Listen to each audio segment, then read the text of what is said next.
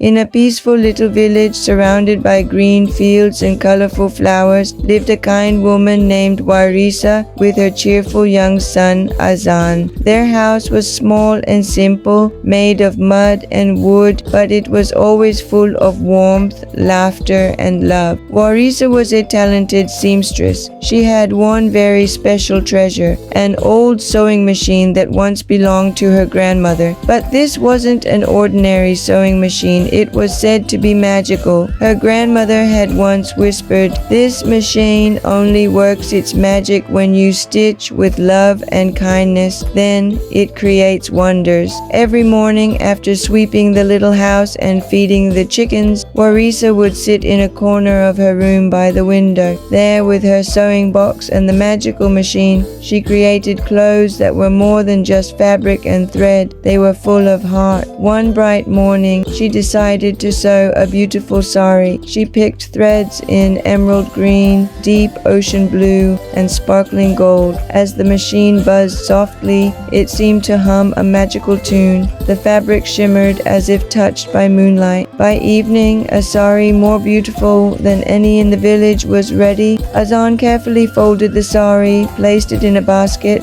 and walked to their small stall in the village market. His tiny boutique made of bamboo poles and colorful cloth. He hung the sari on a hanger, and soon a woman walking by stopped in her tracks. "This looks like a fairy sari," she exclaimed. Without even asking the price, she bought it with a smile. That evening, Azaan rushed home, waving the money in the air. "Ami, your sari sold. Everyone is saying it's the most beautiful thing they've ever seen." Wareesa smiled with tears in her eyes. It wasn't just money, it was hope.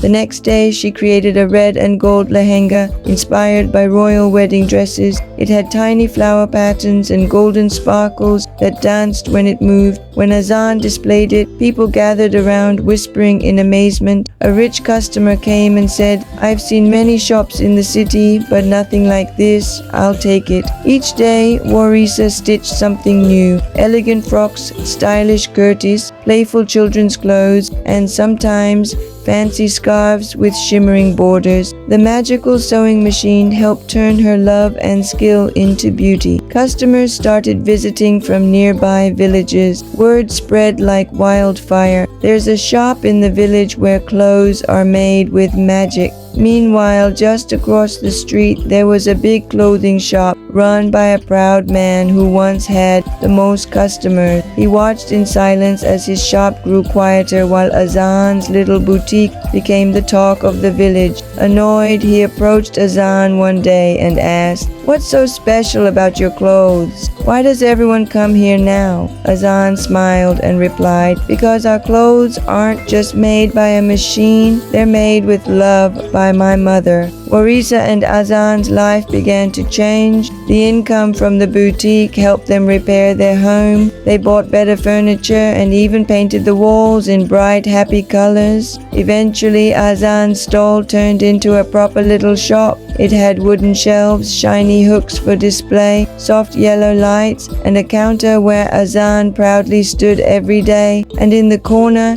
still working, still humming, was the same magical sewing machine. One day, Wareesa stitched a beautiful party frock in pastel pink and silver. When displayed, it attracted a fashion designer who was visiting the village. "This design is unique. Where did you learn this?" she asked.